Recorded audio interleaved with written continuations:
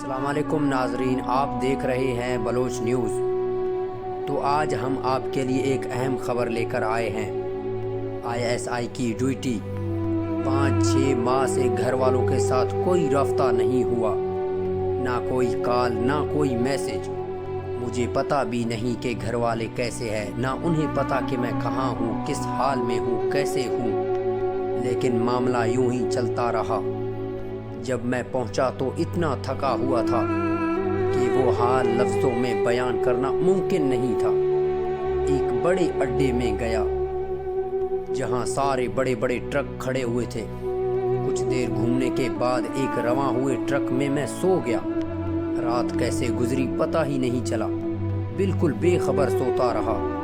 जब सुबह ड्राइवर अपने काम से पीछे आकर मुझे देखा, आकर जगाया और मैं उठ गया।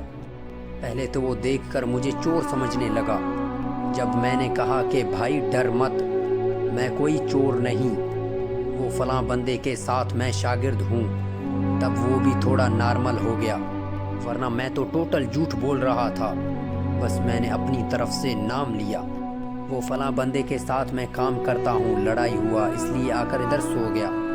खैर वहाँ से निकलकर जब मैं अपने दफ्तर पहुँचा, जब यूनिट के बंदों ने मुझे सही सलामत देखा तो बड़े खुश हुए। फिर अंदर जाकर हम बैठ गए। काफ़ी गपशप हुई, लेकिन कुछ देर के लिए तो मैं भूल गया कि इतने अरसे मैं कहाँ था और क्या करता रहा, किन किन मुश्किलातों का मुझे सामना करना पड़ा और कैसे मैं आकर अपनी मंजिल पर पहुँचा।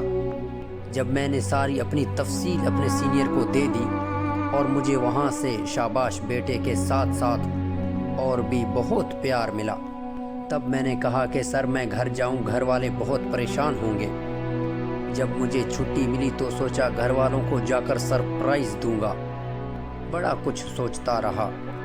वालदा और वालिद बहन के लिए कुछ चीज़ें भी लूँगा। तकरीबन आधा सफ़र भी तय हो चुका था। मुझे अपने एक सीनियर्स की कॉल आई। बस इतना सा मुझे कहा गया कि मेरे शेर आप जहाँ भी हो वापस आ जाओ, आकर मुझसे मिल ले, बड़ा ज़रूरी मिशन स्टार्ट करना है। ना हमारे पास वक्त है और ना ही बंदा, ये मिशन आपने ही पूरा करना है। बस मैंने ओके सर कहा। जब बस स्टॉप पे रुकी तो लोग खाने में मसरूफ़ हो गए। मैंने भी एक बिस्किट ली और चाय का एक कप लेकर बैठ गया। जेब से मोबाइल निकाला और वालदा का नंबर डायल किया। जब वालदा ने कॉल रिसीव की, हेलो के साथ ही रोना शुरू कर दिया। बेटा किधर है तू, कैसा है और कहाँ गायब हो गए? मैं तसल्लियाँ ही देता रहा।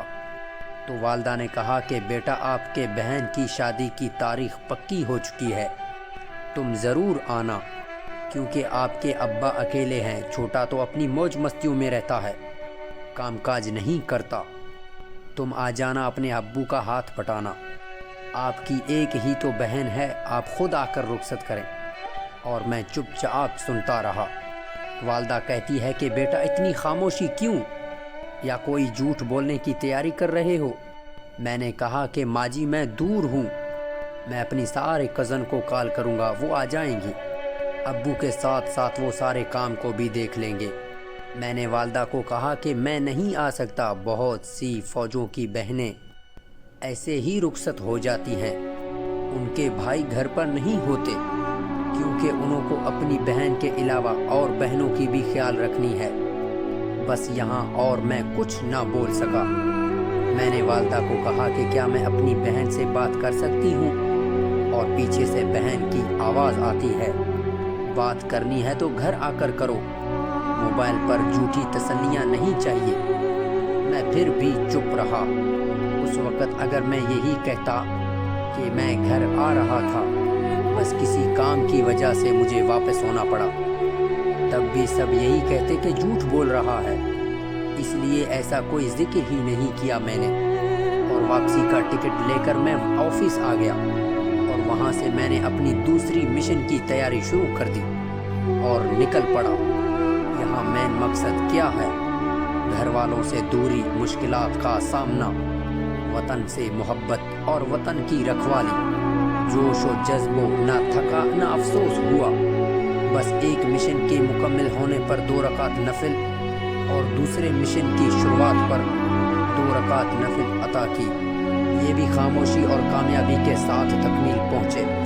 दोस्तों, आप सिर्फ पढ़ लेंगे, कुछ लाइक और कमेंट करेंगे, लेकिन जिन पर गुजरती है दर्द का पता सिर्फ उन्हीं को ही है। दोस्तों, यहाँ मामला मेरे पाक सरजमीन का है और इस पर रहने वाले नादान कौम का।